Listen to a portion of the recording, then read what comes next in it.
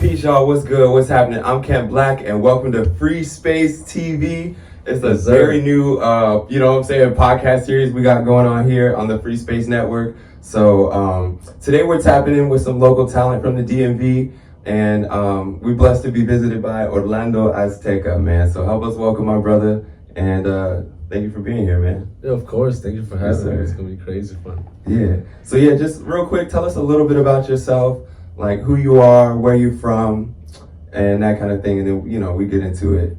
Right. So I'm an artist that primarily focuses on hip hop mixed with some type of Latin element, whether it be just speaking Spanish to like mixing my hip hop with like bachata or reggaeton, merengue, cumbias. I'm working on some really fun stuff. Yeah. And I grew up around Germantown, and all the way to like Bethesda is like where I would just hang out. And then it just got bigger when I got to college, and then started going around DC and meeting a lot of the artists. But I felt like people didn't like me. Yeah. So I decided I needed to try a different place when really I was just not likable yet. Right. I hadn't built anything. And I was just like, why don't y'all like me? Yeah, that's an interesting perspective, bro. But it do feel like that sometimes. Like you feel like you gotta go like earn it. Yeah. Like you gotta earn your own respect sometimes. Like you gotta earn your own like evolution or evolved like perspective on yourself. Like sometimes you do gotta like get it out the mud so you can like learn that grind and like learn your footing. And it also makes when people do start to like your stuff and like sing back with the chorus and like get involved. Right. All of that is like so like, euphoria building. Right. Just because of the fact that you earned it, you worked for it. Yeah. Yeah, it's very different. Like I can even think like earlier in my career, like I would be hopping out at the open mic, like, and just with zero confidence, like, and just not feeling like I did shit. Like I was like, I didn't do nothing. But in those moments, like I'm really like character building, like I'm doing a lot of like personal development and like just unlocking those like versions of myself that are there. But like nobody's gonna do that but you know? Exactly. Nobody's gonna change your perspective but you, really. Like there's influence, but it's that. So you've been performing for a little while then, right? Like you're not just like a new artist we're just seeing stepping out, like not an industry baby. I performed the first time in 2004 at like a like 8th grade or 8th grade like talent show. All right, we're not gonna count that one. I was pretty bad. Was it good? Like it was a solo performance or what? I was with a friend. We were performing this one song. I made the beat. It was some shitty software. Like the overall, it was overall bad. But there was a few people that were like, "Man, is that your first time performing?" And I was like, "Yeah." And it's like, "Wow, you did amazing." So like it felt like a lot of love coming from a place where he knows even less than I do. Right. So he's like, "I would never get on stage." So like that kind of gave me this like glimpse of hope. Right. But then parents, you gotta go to college. You know how to draw, so you should draw and like design or whatever. And I fell for it. Until I was like, nah, I'm not doing this, man. This is just boring. Like, I can draw, but like, it's not what I like doing. Right. Yeah, definitely. I feel that, bro. I was a visual artist before I was a music artist. Yeah. But I think just like the older generation, when they hear art, it's like drawing, painting, something like that. Mm-hmm. And then traditional musicianship. Yeah. But not so much in the sense of like solo artistry. Yeah, because that's a whole verbal different music, level. like music artist, not musician. Yeah, because then you have to get in your branding too. You can't just show up and perform an instrument and go home and collect a paycheck. Right. I mean, it takes a little while to get there, y'all. It takes a while to get there. Yeah, you gotta build a why me. For people to be like, you. Yeah.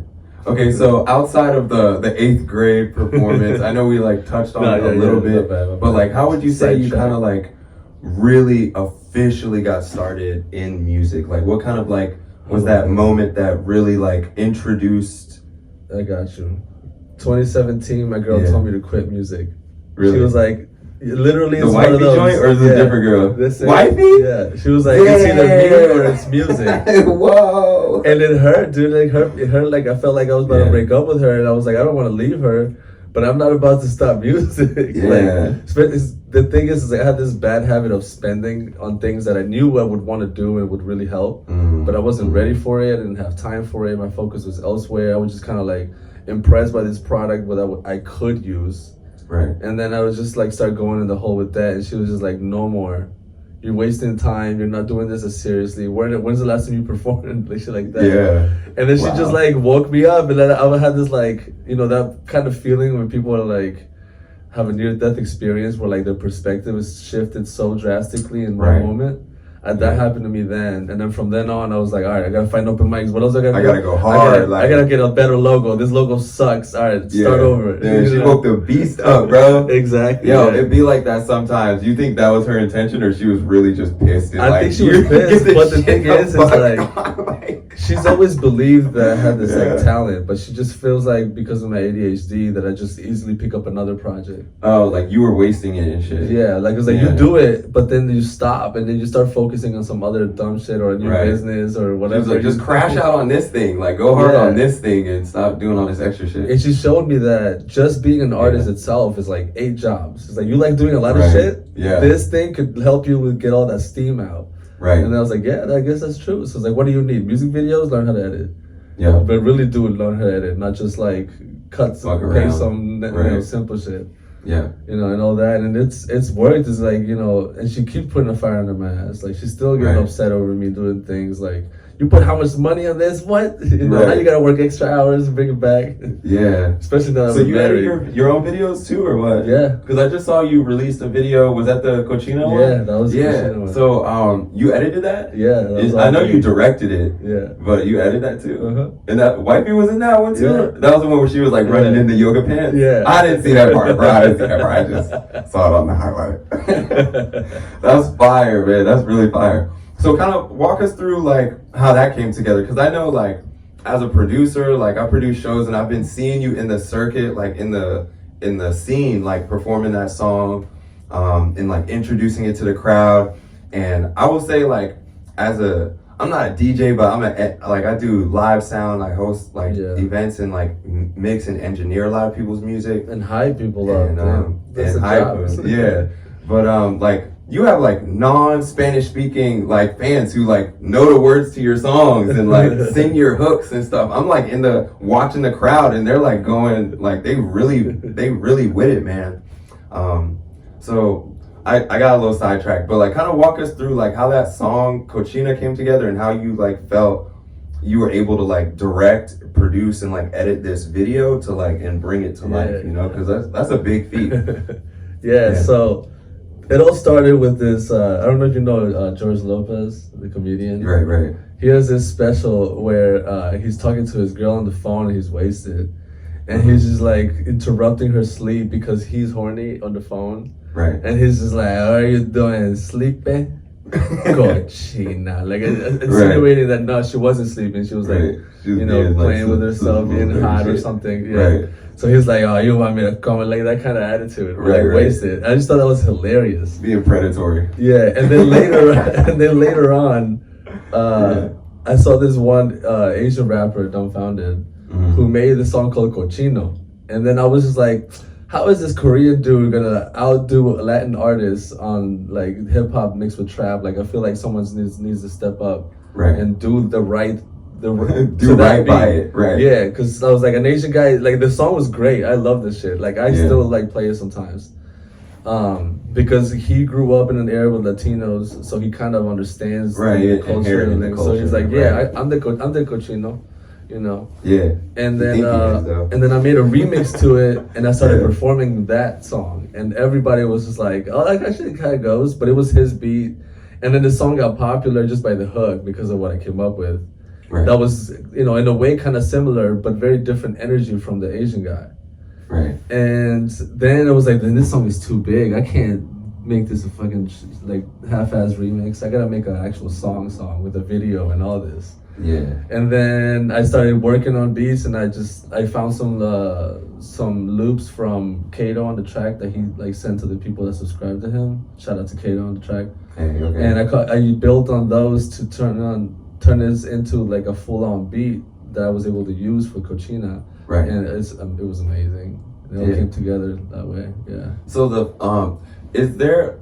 I might be getting this mixed up with another one of your songs in your discography, but is there a feature on Cochina? Or there's like two versions? Yeah, so the original song had a feature to another artist, goes by Little Waves, shout out to him. So when we started working on this, we were both on the same page about what we were doing. He was working on his sound, blah, blah, blah. I continued moving with mine, and he felt like he needed to take a pause for personal reasons. Right. And then he was kind of studying a new sound that he really thought he could pull off. So he was like working on that. And that's all growth. But then this time came when I was like, hey dude, like I'm ready to push this and market it. Like, are you ready? Do you need more time? And he told me he needed some more time, but I had already put a lot of like effort and time into building it and started editing it. And I was like I can't wait for you. I can't wait. Yeah. Yeah. It's like we're moving at a different pace. And I'm sorry it took like 2 years for this fucking video to like eventually be coming out. But I needed to learn about marketing and spacing and performing, getting myself known before I release a certain type of song, you know, and the timing just ended up not being correct. So when I decided to redo it, all I did was remove his feature, and then the song kind of fell into the last puzzle piece. Right. Because the whole time I made the song, I was making it with this attitude that I had when I was dating my girl, and like super confident that she wanted me. Because I valued her very highly. So I was like, man, she wants me. I'm like, I'm the fucking man right now. So that's what the vibe of the song is. But then I was like, I could do a lot more with the song, because the song is not about me getting with this girl and her being on my nuts. You know, it's about, I love this woman. I'm excited that she wants me back. Right. So I had to build a story that would pull this together and not just be another one of those songs. That's like rooted in your ego kind of thing. Yeah, because I've seen you perform it a couple times, that song, and you really do like tell a story with the song and kind of like give context around how it came to be and like what the meaning and conveyance around the song is.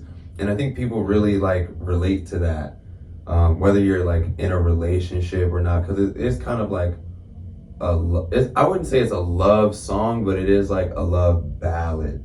Yeah. Because I'm trying to speak to the soul of a woman who's like, look, this is what you created. Like, this confidence is like, my girl hates when I use the word alpha, but it's like sometimes it's like the word kind of fits. It's like I feel more manly because that level of woman wants to be with me. Right, and like as a man, like you have to be in a certain place with yourself, like healthy with yourself, well with yourself, to be able to like have another person want to like just be comfortable, show up, and like unlock those versions of themselves. Exactly. Yeah. So that's real. All right, cool. Let's get into some other. Let's get to know you a little bit different. Okay, I just want to like ask people like the kind of questions that I would want to know. Like, so in your career, like how many years or how long have you been doing music, like professionally, like at the level that you want to be doing music at? Not like, oh yeah, I hit my first open mic, but like you really like, I'm in my bag right now. I understand like where and what I'm doing musically. How long have you been kind of like in that space? So from 2017 to 2020 was me getting into the habits of like taking the music as seriously as like anything else that I would rather be doing. That's what, if there's anything you'd rather be doing, do that. Or put your money where your mouth is in time and money. So I started doing that, but it was in 2020 where I was like, what the fuck have I been doing wrong? Why is it not working? I feel like I keep going to these open mics and people are like, oh, that's cool, and they'll like sympathy clap. And I was like, I know my performance isn't 100%, but that person over there did way worse than me and people felt his shit. So how does the people felt his when his performance was garbage? And the thing is like my song was garbage. The way I was portraying my lyrics and the way I spoke, all of that was garbage compared to somebody who made a very personal song. And then my girl was like, yo, what are you? Like, who are you? What do you do? Like, forget about me, forget about your parents, forget about like, what do you do best? What are you most proud of? And I was like, honestly, when I'm dancing and I'm like, I get the attention of a girl that rejected me like 10 minutes ago Right. when she sees me dancing. Yeah. And then she comes back like, oh, sorry, I was sorry, I was I was bullshitting. Yeah, she just come up with some excuse, but like, if you would like, I'll not dance with you. Mm-hmm. And then it's just like, oh, it's like the biggest high to be like, I'm sorry, I'm tired. And then go ask some other girl. Right, yeah. Damn. And then she was like, then what are you then? You're like some kind of like dance Like an Latin asshole. lover? And I'm like, okay, so I'm a dance Latin lover. Like I get a high from like the attention I deserve. Yeah. That I deserve. So like if I didn't deserve it, it doesn't mean anything to me. Right. You know? So like I think I built a lot over my dancing because it gave me a lot of my confidence. A lot of my stage presence comes from 6 months of not being able to figure out the basic fucking steps to salsa. 6 months I couldn't figure it out. Did you take classes? Yeah. You ain't got trained up. Every week I was going 2 Yo, days that's a some week. real shit, bro. My bro, when he got trained up, man, he was talking about, you know what I'm saying? Yeah, and the thing is, it's like, that's once I really, figured that that's out, dedication, bro. yeah, when I figured that out, my music started to take shape because they were like, well, if you do that, then you got to talk to the people like you. And a lot of them dance reggaeton and bachata and salsa and like Latin stuff. So it's like, yes, I'm a rapper. I like Tech Nine. I like Tupac. I like Eminem and all these specific hip hop artists like Ludacris.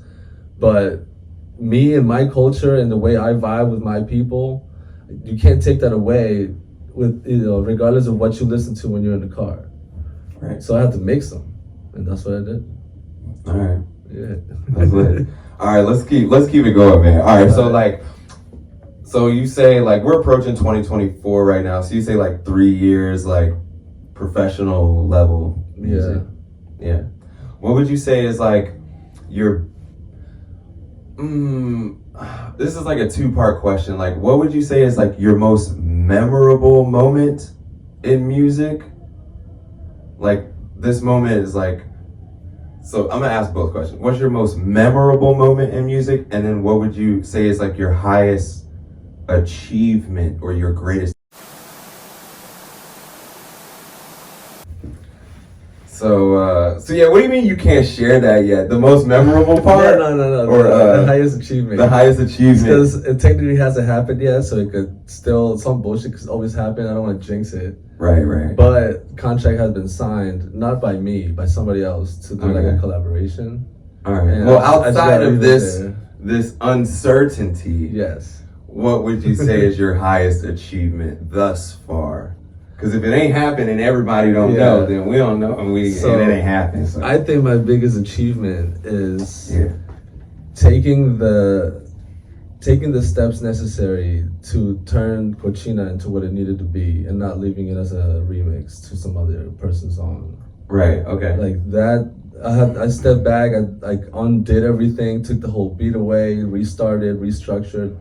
You know, I had to like remove an artist out of some, you know, personal situations, and then it's just like I felt like I was losing a lot, but then I was like, nah, I gotta follow through and like make sure that this is what I'm working for it to be, because this is only gonna get harder. So if I don't figure this one out, what the hell am I doing? Right. You know. So building Cochina into what it is and seeing the results in the release. Right. Because I was able to get like 20-something people in there, and I've never gotten a show where I bring like 20-something people in there. That's fire. Because everybody was like, I want to really see sick, you bro. perform this song on its release, because it's gonna be a whole different energy. Right. Yeah. I will say this, like, as an indie artist, bro, like, just for some perspective, like, I've been doing shows for like almost 10 years. Like, I'm in my 8th year right now. And like, as an indie artist, bro, if you're doing shows so there's like 20 to 30 people, 40 people, like in an indie circuit, intimate venues, like that's a sold out show. Like that's a sold out show. Like, I'm not even going cap. Like, just for indie artists, underground artists, like artists on the come up right now, bro, like don't let all this like other shit fool you, bro. Like, if you can get 30 people in a room, like that's a sold out show, bro. I'm trying to tell you, like, for real. I'm not doing mega arenas, you know what I mean? Like, and I was able to do it with. That's incredible. Even though there were other artists involved, the people that were there to see me were like super excited to see me perform. Right. You know, so it's like it wasn't because of other artists being in the lineup that the people that I invited showed up. Like they showed up. Those are your fan base, like your supporters. Yeah, and it's cool that I was able to build that, because that gives me a lot of the confidence to take bigger risks, right? To get into bigger opportunities that if you're not ready for, that's money wasted. Right. So. Yeah, man. Yeah, and I mean that's just how it goes sometimes. Like in the industry, like in this space, like it's the music business, you know. So there's a whole side of business that you need to account for that has nothing to do with your artistry. Like it has everything to do with business practice and money making. So there's definitely some things that you need to learn. But like the hurdles around like bringing a project or like an idea from fruition and like it is major, bro. And those hurdles, like sometimes they really just be like just diminishing and like it just be like beating you down. It's like, oh man, like so just to overcome a lot of those hurdles, just to like get your art out, like, and you're spending money, you're spending time, like it's a lot, bro. Yeah, if you don't see the growth, you can't be spending money on it. Yeah, I remember the first time I put like $50 on promotion, I felt like it was like getting gypped by everything and everyone, because it didn't amount to anything, and it was just like, nah, it's because what are you promoting? Your song sounds like shit right now. You need more editing skills, or you need to go find a producer or like an engineer to do your stuff. Like you got a lot to learn before the $50 promo does anything for you. Right. yeah, it's good, you know, marketing, I guess. It's good to like get eyes on you, but you gotta have, you know, have a mission. I did want to speak about something about Phreespace that has helped me build who I am and shit. All right. So I realized something. So this has happened simultaneously while I met this artist that he performed at his backyard, and like I felt like his song was good, but his performance was very so-so, and it wasn't very intriguing. But you know, he was cool. I liked the song. And then later on, I was in a circle of the people that were at the show, and I started freestyling. Yeah. And he just got excited. He jumped in and he just started freestyling with us. And it gave me a whole different vibe, because it's like, okay, well, he's not like lost. This guy just doesn't know this one thing.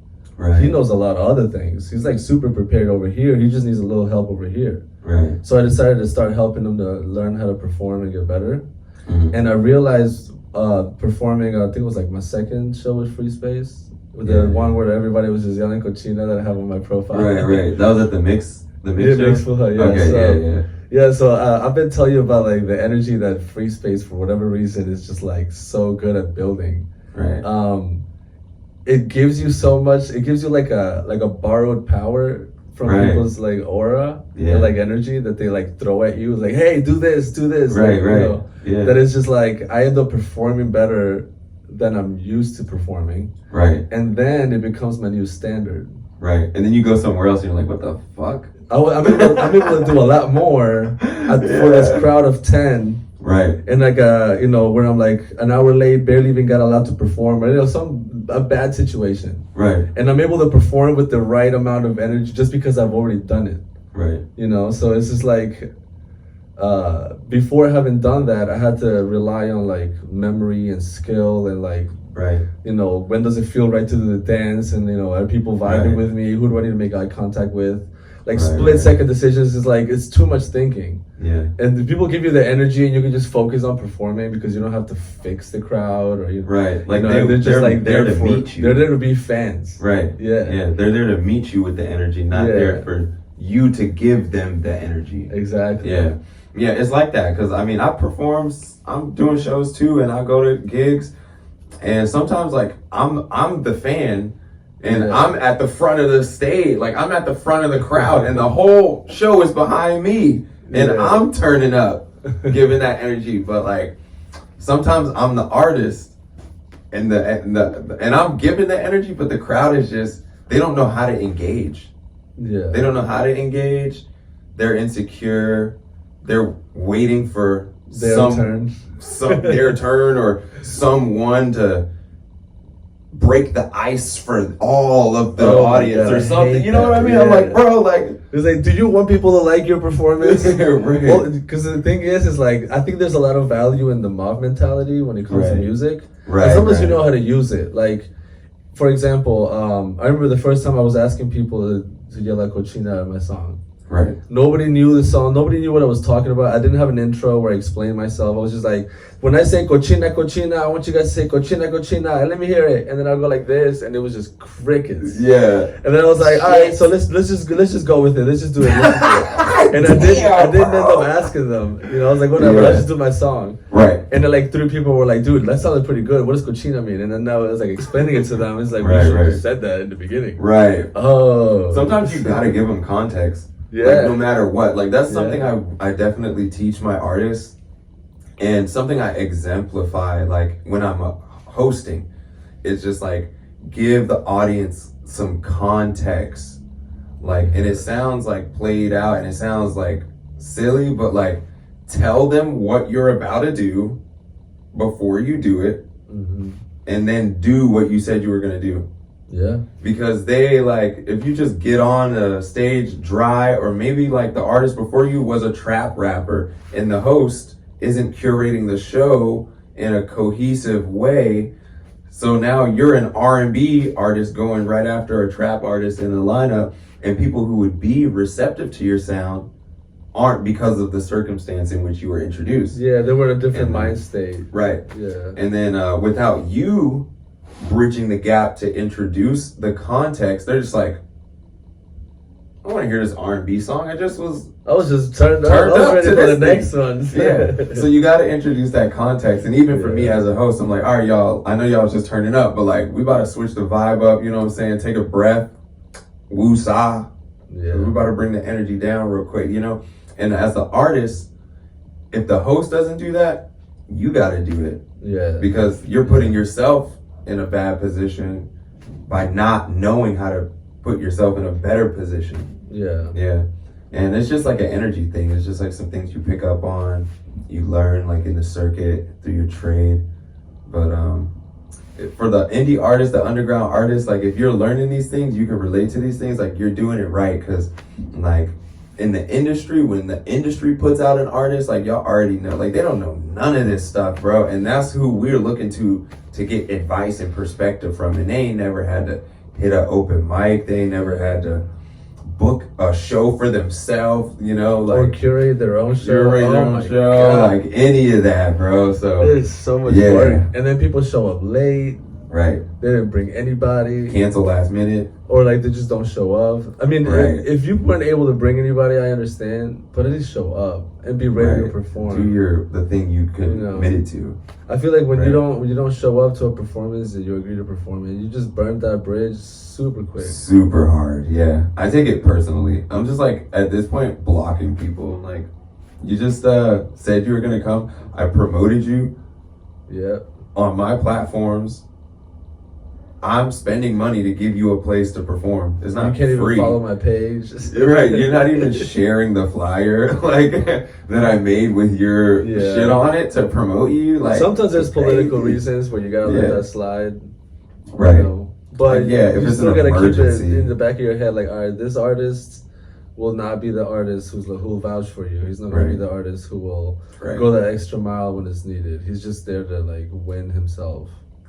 Right. They're not there to contribute to the space. They're just trying to take away. Yeah. And there's a lot that you can do in the space with networking, with like building and actually connecting with people. So make sure you're doing that. Like when you go to a place, like invest in that space. Look for your people, because not everybody is your people, but like energetically find the people that parallel your energy and like try to extend yourself to them, because nobody is just getting it out here doing it all on their own. Like we all need community to help like elevate ourselves.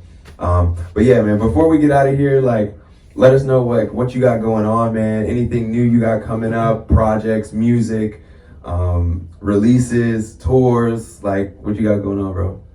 So as of right now, Cochina's been doing super great, and I want to build on that. I went to Mexico recently, and I went to go record one video to make a song about my cousin who passed, and he has like a tragic story with like I think it has a pretty good lesson there. So I like took it upon myself to like continue that and turn it into an piece of art. Right. And then while I was there, I was like, I could also do this, at least a scene for another video. Right. And then my cousin was like, hey, I got a guy that works with Televisa, which is the main Mexican TV network. Right. And he's like, you know, and he owes me a favor, so like I can see if he'll work with you. And I was like, yeah, please do that. Yeah, please do that. Yeah, jump on that. And then, you know, he hit me up, gave me his prize. I was like, yeah, let's go ahead and do that. He had like 5-6 days to plan it and like find dancers and all this, and it worked out. Wow. We made it happen, and the video comes out mid-January. I'm not 100% sure of the date, but you know, it's gonna be it's a little extra sexy, but I feel like some songs just allow that, you know. There's a time and place for everything, and right now it's time to get sexy. Hey, well, yeah, mid-January, I know we're going out to Delaware. We're touring out there at Rainbow Records. We got a show. I know you're on the lineup for that show, so definitely excited to have you out there. Let them know where they can find you at, Instagram, Twitter, you know what I'm saying, Snapchat, OnlyFans, all that. Let them know. All right, so my OnlyFans is Big Old Dick. Yeah, talk to him, G. Nah, really just, I try to focus more on Instagram and YouTube, and I'm starting to pick up some content building for TikTok.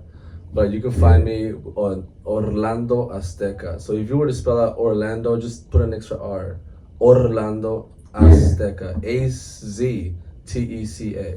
Bless. Hey, that's what it is, man. I'm Ken Black. This is Orlando Azteca. Thanks for tuning in to Phreespace TV. We'll see y'all next week. New episodes drop every Thursday on Instagram and YouTube. So we'll see y'all soon, man. God bless. One love. It's like that. Peace out.